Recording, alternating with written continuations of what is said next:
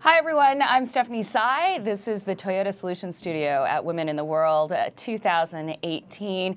We are joined by another Toyota mother of invention, Komal Dadlani, who is the CEO and founder of a company called Lab4U that basically turns your smartphone or your tablet into a mobile science lab.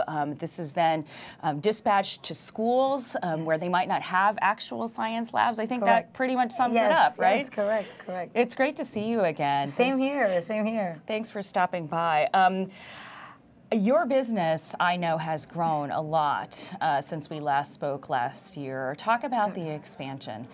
Yeah, correct. So right before we were I was selected as Toyota Mother of Invention, we were impacting around 2,000 students in 2016, and then in 2017 we got to 20,000 students, and just recently we grew as App of the Day, and now we're impacting more than 70,000 users all around the world, focusing especially between Latin America and the US. So we're very happy with the user growth that we've had. Remind people who your technology was targeted at and what inspired you to create it. Yes, so at Lab4U, as we are democratizing science and changing the way science is taught, we believe that the next change makers, the next Einsteins or Marie Curies can be anywhere in the world. So as that talent is universal, we target students in high schools, and now we're starting to work with middle school, and we target schools and universities so they can use this lab in their pockets. What a lot of people don't realize is there are a lot of schools where there isn't a science lab. Correct. So basically, you know, just to go back to the concept, you figured out that there are all these sensors in your smartphone and in your tablet that can basically be used to teach things like acceleration and velocity. Yes, correct. Yeah, so what we do is we use the built-in sensors that are already in the device. So a smartphone has more computing power than the first computer that took the man to the moon. So, so imagine the power that we all have in these tablets and smartphones that have accelerometers, a GPS, camera, sonometer. So we take advantage of all those built-in sensors and design experiments with a pedagogy behind it so that students can see the world around them and experiment with this new science lab. Now, I remember science was not my best subject, but I remember it. We did have a science lab, but I remember it being a lot of worksheets and formulas. Not something I could fully grasp. I mean, this seems to also address the potential boredom that some kids might experience. Absolutely. Can you learn how to ride a bicycle reading a book? No. Exactly. So that's the whole point, right? And what we've also realized that teachers need a lot of support. So we have that professional development program for teachers, supporting them. So last year we were working hard on Lab4Physics, which is our first app, and now we're developing Lab4Chemistry, which we're going to launch soon.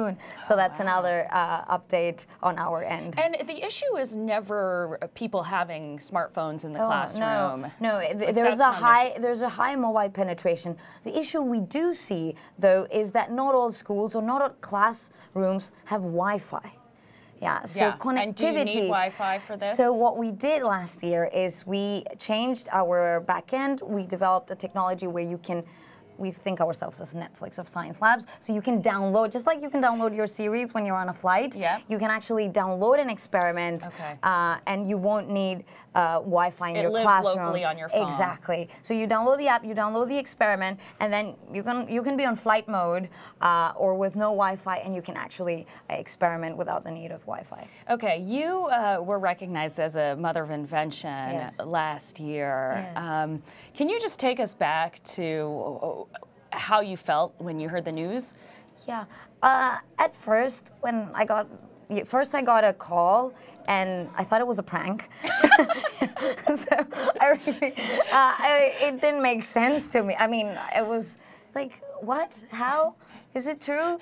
Then I started researching, oh, this is like legit, like Toyota and Women in the World, etc. And I did not know that there was a grant and all this thing. I mean, this has exceeded... Oh, so you didn't know about it? No. So this exceeded every single expectation, like way beyond possible small mind that I have here. And so very, very happy. And more than more than the grant and the amazing videos that you guys have helped us promote our work through the videos, the community and the network of other female entrepreneurs that are either in the same struggling position we are, or are 2 steps ahead, and we get to learn from them, or there's someone who's starting and we get to teach. So that community itself is just so powerful, and it just like food for your soul when you're with all these wonderful female entrepreneurs. I mean, I'm sure there's times where there are obstacles and you're able to sort of, you know, in the brain trust that is the Mothers of Invention, I'm sure come up with solutions as well.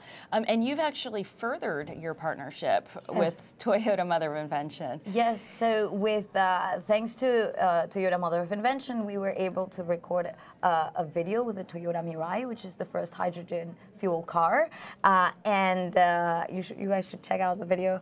It's in the Toyota USA Facebook page, etc.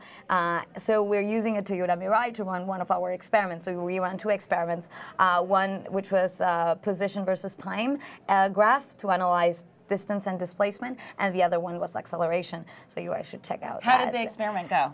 It went fantastic, and we were actually using, so normally in the classroom we would use a toy car, and we were here using an actual Toyota Mirai. So that was a very nice experience recording in LA. How did you make that happen?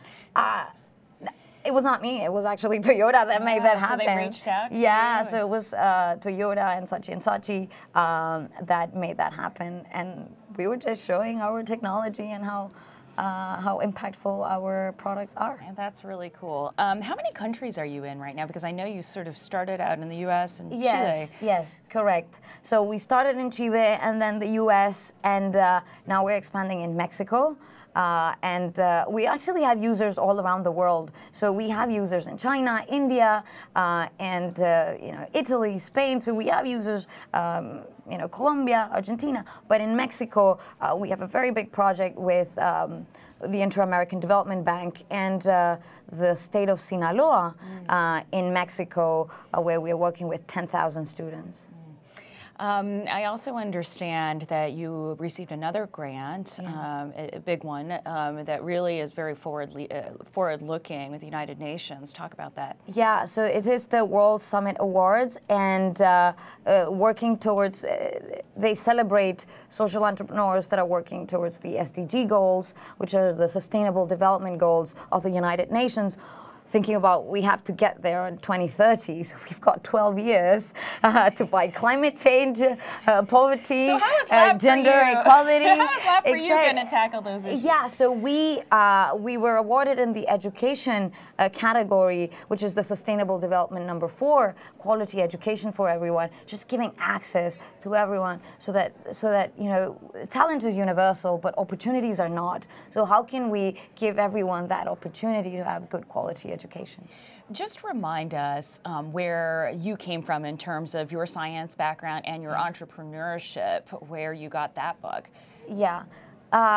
So, you know, scientists, I was working in the lab, and the experiment will not always result as you expected in your hypothesis, right? So you have to try again and again. So I believe scientists tend to be really good entrepreneurs because they're open to that frustration. You know, it's not going to work at the first time, so you have to keep on trying. So they have that grit towards failure. And failure is sort of information for a scientist. Right, exactly. It's not failure. It's just another way how not to do something, and you keep trying again and again. And so I think that training or that mindset, in a way, has helped me continue regardless of all the ups and downs of the entrepreneurial journey. So you remain involved in the scientific part of this and the development, I assume, of the technology, as well as the business side and partnerships? Correct. So we have a team, we have a diverse team, software engineers, designers, educators, and we always work in team. And as a biochemist, I am involved in the chemistry product that we're launching, and yeah, I think that diversity brings diversity in gender, diversity in different countries and cultures. So even if you check our Lab for Physics app, the experiments have a brown girl in the, in a skateboard or lifting weights. Yeah. So we try to reflect our reality in our products because that's just the face of the world. Absolutely. What is it like to be with the children, because I know you've been in the classroom, yes. When they're using the technology that you've created and seeing the reaction and the engagement? I think that's the most fulfilling and the most inspiring aspect of our work, when you actually see the kids experimenting. You can check out the Toyota Mother of Invention videos and you'll see how they're giving feedback and how the teachers tell you, like, thank you for saving me time and energy in preparing all these lab lessons. So, and a way to sort of teach these lessons that might be theoretical otherwise. Exactly. I have a question. Do they ever break the phone? Because I watched the video of them I think it was an acceleration project, and they were going down a ramp, and it was an iPad or a tablet. Yeah, so we do have security policies and prevention. So just like Toyota thinks of safety in a very important way, we think of safety in an important way, and we have recommendations like put a pillow below the ramp, and the iPad normally has a cover, so schools normally have good covers for their iPads and their smartphones. I imagine as a biochemist, you still see the value in having physical labs, right? Are there certain things that really can't be completely replaced by? So what we see, correct. What we see there is more and more we can have add-ons to tablets and smartphones, like temperature sensor add-ons. Like you can put a little device exactly. in it. Okay. So a $1 lens to the camera so that it's a microscope. So you can have add-ons that enhance that experience, that lab experience with the tablets and smartphones. But you said chemistry was the next one. I'm trying to picture. Oh, well, okay, the chemistry, I think of, you really need sort of the chemicals. The labwares. Yeah. So there are 3 things you can do. So we're using the camera to calculate the concentration of a solution based on color. And that's something new also. We had a patent pending product before, last year, and we just got it. Patent was cleared and approved. So now we're not patent pending, we can say patented. Congratulations. And this is for the chemistry part This is for the chemistry part of the app. So those who work in patents know how hard it is to get through it. So you can calculate the concentration of a solution based on color. So we take a picture of drops with solutions of different concentration, and based on color, we analyze, the saturation, pixels, etc., create a calibration plot, and you can actually have a colorimeter and have that experience, that spectrophotometry experience inside the classroom. The other thing that's really occurs to me is that the younger generations, it's very native for them to use screens, whereas if I picked up one of your lab experiments, it may take some time. Is it an uphill battle at all to train the teachers on how to use the technology in their classrooms? So, last year we trained 100 teachers in 100 teachers in Mexico, and it was a challenge because you had a diverse generation, young teachers, very used to smartphones and tablet. You had like a mid-generation, and you had that later generation that they were like, Ms. Dadlani, where should I download the app that you're telling me to download? And I'm like, Professor, in the App Store and Google Play, the same way you downloaded that WhatsApp app in your phone, and he's like, no, my daughter downloaded that app. So there are degrees of understanding of even the smartphone. And so having smartphones and tablets means nothing. You need to have that digital literacy in the older generations. You could also see like what happened recently in the Congress and the Senate, where when they were talking to Zuckerberg, and a lot of people wondered whether they really understood how Facebook works, or the internet. Yeah, so digital literacy is as important as the access to technology. So in some cases you have to go back a little bit. Yes, and have good training programs. Talk about scale and how you've been able to grow so quickly. There are a lot of social entrepreneurs here, and a lot of times in this studio, that is the big challenge for every startup. What was your strategy? So good partners. I think you cannot do everything by yourself. unless you raise millions and millions of dollars, and that does not guarantee anything. Like, you know how many startups in the Bay Area or Silicon Valley have raised millions of dollars and they still fail. So that does not guarantee success. So good partners. So for example, we partnered in Washington, D.C. with the Inter-American Development Bank, and we implemented in Mexico with this huge pilot partnership. So you want to find an established partner as well with some infrastructure. And that is looking for solutions, but does not know how to solve them. So that's where the startups come. Look, we have the solution here. Why don't we work together? Good government partner, good private partner, private partnerships, partners with like corporations like Toyota, very open to supporting all these, great entrepreneurs. So I would say great partners, doing some business development. For example, in our case, Google Play and App Store. So, we started talking to App Store, and they got our story featured, and we were App of the Day. And then one day, our backend collapsed, and we got so many downloads in one day. So just having the right partners helps you just expand the word. And sometimes when you grow, you're not quite ready for exactly. it. Is also the point. Yeah, and that we learned the lesson there. How much have you evolved as a person? Like you said, you started as a biochemist, and now clearly you're the chief executive of a company that's growing wildly and rapidly. That's a tough question because companies grow faster than people. Right? So you're still catching up. Yeah, and I'm still catching up, and it's hard, but one has to be open to be like a lifelong learner. So I consider myself a lifelong learner. I'm always learning from my peers, learning from books, I'm learning from videos, I'm learning from people, apps. Are there certain people and certain books that you looked toward when you were starting? So that's a very famous entrepreneurial book, The Hard Things of Hard Things. Yeah, it just gives you that. The Hard Things of Hard Things. Yes, okay. That's one. There's another one that I like very much, Delivering Happiness in Pursuit of Passion, Profit and Purpose, Tony Heesh. So that's also a very inspiring book. So just speaking with other fellow entrepreneurs, going to Founders Meditation, and that helps a lot.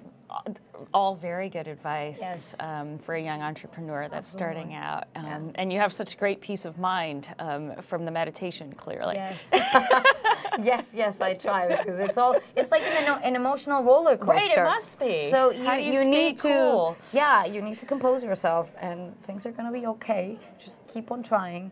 And it's really incredible where you've come just since I saw you last year at Women in the World. Congratulations on everything. I wish you all the success as Lab for You continues, to bring science to the masses of children that might not have access to science labs otherwise. Komal Dadlani, thank you so much for joining us in the studio. Thank you very much.